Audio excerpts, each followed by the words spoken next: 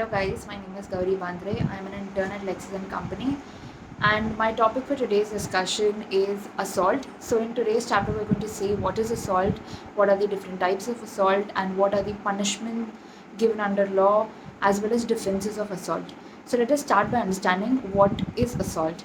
Assault is defined as an act of the defendant which causes to the plaintiff reasonable apprehension, fear in his or her mind of the infliction of a battery on his by the defendant. So, what is the main objective of assault?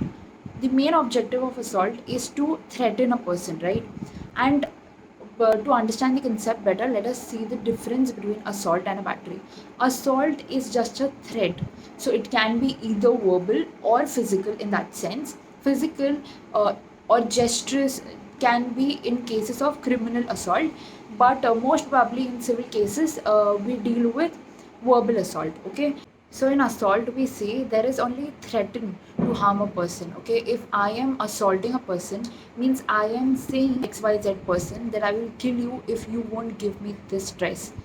Now it also depends on the tone how I'm using it. Okay, if I'm saying it very casually and I'm laughing and people are laughing with me, then that is not an assault. But if I am using a very harsh tone and I am saying it forcefully or something with an evil intent, that yes, I will see you after the class, or something like that, then it can be considered under assault. Now, what is battery? Battery is actually committing harm to a person. I am going to use my physical force to inflict harm on a person. Now, it can be either direct or indirect. Okay, though indirect, I'm using my force to push that person or beat that person or kick that person. But in indirect force, I am actually using something to inflict harm on him indirectly. In case if somebody is trying to sit on a chair or I am pushing the chair and he is falling down, so this is indirect use of force. What are the essentials of an assault? First, there should be an act. So there should be an act. I should do something to actually threaten a person, right? And second, there should be fear in his or her mind after doing that act, whatever the act might be. If I am using, in civil cases, if we consider that I am using my verbal, verbally I'm saying something for assaulting that person, then in that case I should use something, I should communicate first. That is one act. And second is, it should create a fear in the opposite person's mind. So fear is really important in the cases of assault. Okay, in assault also there is no need of physical harm or no physical touch is necessary. It can be through verbal words, as I said. Now again, we'll segregate assault into two types. One is civil and other is criminal. In civil cases, intention is of prime important.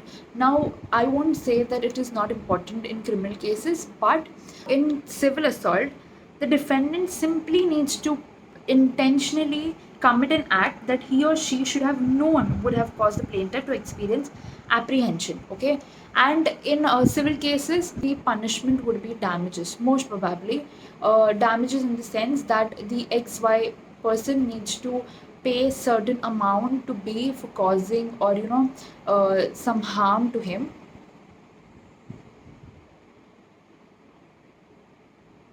But in criminal cases, the punishment can be really serious, like imprisonment for 1 or 2 years, or maybe it varies from offenses to offenses.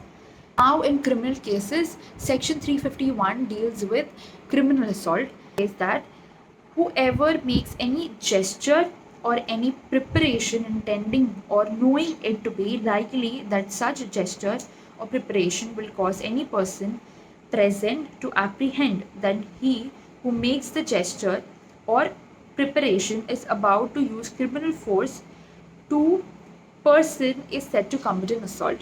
So in this case, what is the essential ingredient? One, there should be any gesture.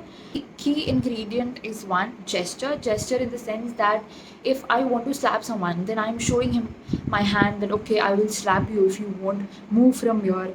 And second is use of words. So use of words can also be threatening to someone. Now again, it depends on how you are actually using your words. The tone of you saying something is really important here. Second is fear. So as I said earlier as well, in civil as well as criminal assault both, fear is really important. The plaintiff should create some fear in the defendant's mind that okay, if I won't do this, the other person is going to hurt me in some or the other way. Now in criminal cases, the hurt can be really grievous, and it can be of a very serious nature, whereas in civil cases it will be very minor or negligible. Now, the punishment is of assault and battery both are given under section 352 and give you imprisonment till 3 months. And what are the exceptions for it? So the exceptions are grave and sudden provocation, same as that of attempt to murder or murder. And section 353 also deals with assault or criminal force to deter public servant for discharging his or her duty. So in this case, if you are trying to intentionally stop a person or civil servant from delivering his responsibilities, then it can be considered as an offense and is punishable under law. Next is section 354, outraging the modesty of a woman.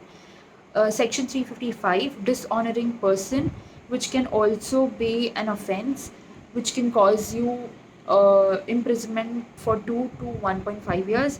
And section 358, which deals with assault or criminal force on grave provocation, which can be if now this is what it means, that when the other person intentionally provokes you to act in a certain way. So in this case, the punishment would be really minor. It can be up to 1 month. Now there are certain defenses given under assault. One can be consent of the plaintiff. Now this is in the case of civil assault, where the plaintiff gives his consent in performing certain act, and after that, after if you fail to do something, then he can't put anything on you. Second is contribution negligence. Third is self-defense. So anything done under self-defense won't result to assault. Fourth is prevention of trespass. So if you are preventing someone, XYZ person, from entering your own land or entering your own property, then it won't cause you anything, because he was trying to trespass your own space. Next is parental authority. So in case where parents are using little bit of force on their children, then it won't be considered as an assault. Sixth is statutory authority. Statutory authority is used by the official. So if a police is trying to arrest me or trying to create fear in my mind in some or the other way, if it is for your own good, then it won't be considered as an assault. Next is necessity. So out of necessity, if a person is acting in a certain way, then it won't cause him or her anything. Eighth is inevitable accident. So if there is no way out of that situation and this is meant to happen, then it won't cause assault. So these were some of the important points of assault. I hope you liked the video and understood the concepts. If you want to see more of this, then do subscribe to this channel. Thank you.